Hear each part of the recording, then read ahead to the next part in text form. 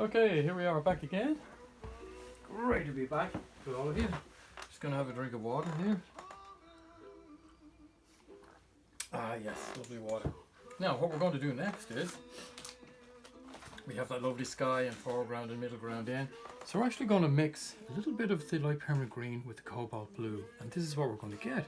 We're going to get a darker green, okay? And we're sticking to the sort of similar colours. You know, we're using the blue now to darken other colours and to lighten other colours. Okay, can you see that? Hopefully I had it in the right place. Now we're going to add a little bit of water, and what I want to do then is, it's sort of going to be a night scene. I know it's strange with daffodils, but we're going to have these dark greens in the background, okay? And basically it's going to be sort of like a hedgerow, okay? So we're going to just do a loose line, very loose. We don't need any rulers to do this, and we're going to look at it. I know by putting the green down there, those markers, it's still a bit too bright. So I'm going to add some more of the blue to it, just to bring it down a bit. And I'd say, yeah, we're down to that tone now. And next we're just going to apply it with the smaller square brush, the small bright, and we're going to do it hiddly-piggly everywhere. Hiddly-piggly, okay? Do the top line first, to give the impression, you know, that it's a tree line in the distance, okay?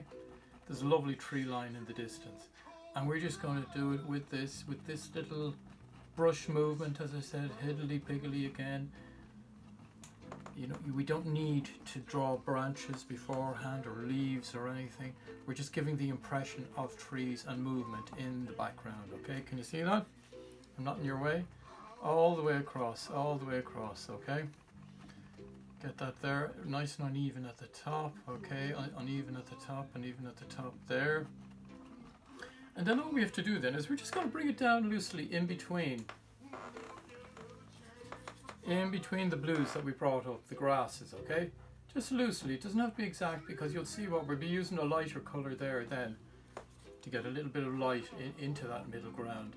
Okay, just doing it here quickly for you all the way across, using the small brush. If you want to use a round brush with it, go ahead. If you find the round brush is easier for you, across like that, going all the way across, right in there between them.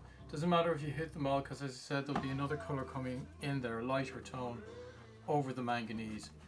Okay, but can you see the effect? Like the trees in the distance, okay?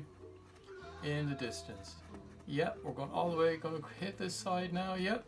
And I just happened to do that stroke to the right, because it was easier to do it in that fashion. Now you can see that that's basically it. That's all we want to do there, okay? We just want to get that nice little sense of, oh, look at me. The wind is blowing through my leaves in the distance. Okay, so we have that. That's your mixture again, the green and the cobalt blue. Okay, so we're going to clean out my small square flat. Okay, clean it with the tissue. Going back to the other palette that I have there.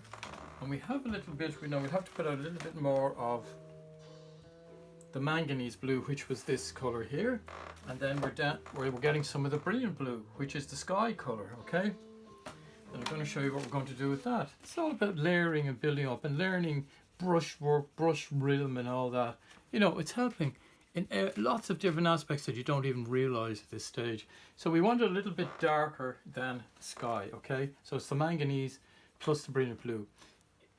If you don't have manganese blue, put a little bit of black into it. It's okay, it doesn't matter. Or even a little bit of red into it will deepen it. No problem. Even a little bit of green if you have dark green.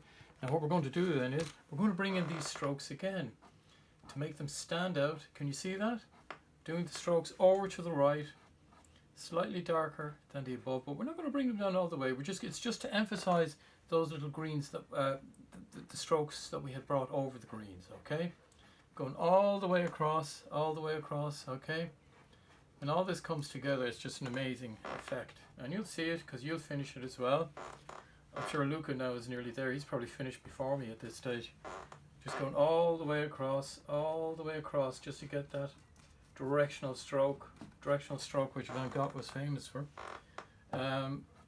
In there. Now we're going to move down a little bit, and we can use the flat of the brush then to get the wider strokes.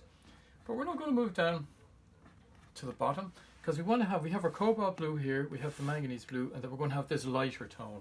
And we're going to give an effect as if the tones, the lighter tones here are only in the center, okay? And then as they move out here, they disappear, okay? Just disappear slightly, become less obvious, they become a bit more subtle is a word, or subtle. And it's just really, now coming down a bit more, now we're going to bring these in here a little bit more again. On that slant again, keep that slant in because you want that movement into it, okay? And then less as you go up here. Okay, just finishing off up here a little bit, finishing there, up there at the top, okay?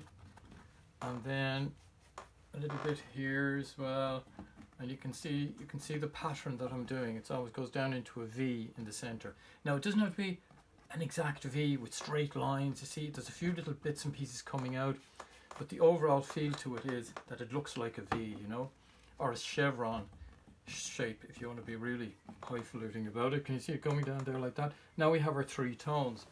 And then I just want to show you this as well, what we're going to do. But we won't be doing it yet. It's for later on. We're going to have this. Remember I showed you the center of your canvas. Line it up. Have the same overlap here at each side of the easel. And then we're going to use this to get a circle. But we're just putting the circle in now. We're not going to do anything with it. And we're going to go around it with the pastel, whatever type of pastel you have. Pastel, pen, pencil. It doesn't matter. Just to get a rough circle, okay? It doesn't have to be precise, okay? You see that? And we just bring that around a little bit like that there, just to flatten it slightly, yeah. That'll be perfect. We can adjust it better when we paint it. Now, I just wanted to get that in to have that there. Now that's the next stage, okay? And then what we're going to do is we're going to dry this as well. So see you very shortly.